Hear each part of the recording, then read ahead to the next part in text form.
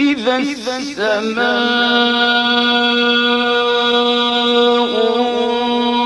انفطرت وإذا الكواكب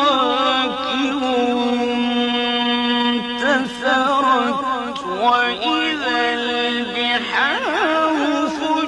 فجرت وإذا القبور